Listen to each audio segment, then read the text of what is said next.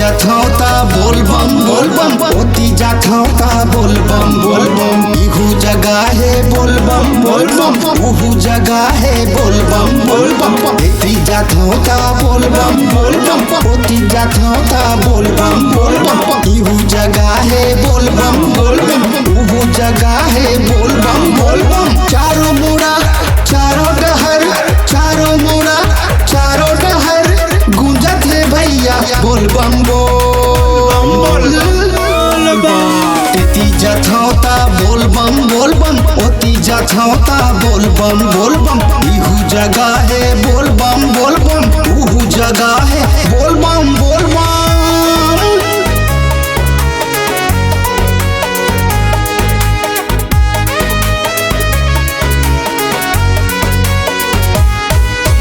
सावन महीना पावन है मन के मनौती मना ले भोले बाबा बरदानी है अपन बनौती बना ले।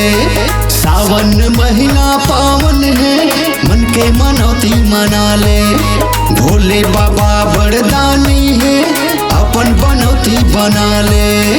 चारों मुड़ा चारों डहर चारों मुड़ा चारों डहर गूंजत है भैया बोलबम एती जाथौता बोलबम बोलबम ओती जाथौता बोलबम बोलबम एती जाथौता बोलबम बोलबम जमे जगह है बोलबम बोलबम।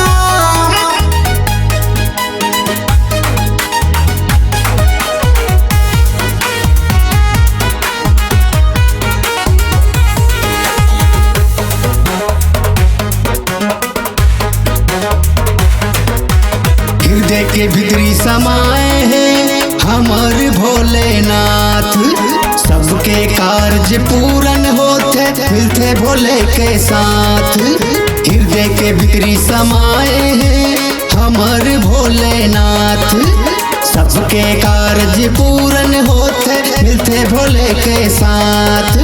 चारों दिशा चारों डहर चारों दिशा चारों डहर गूंजत है भैया बोलबम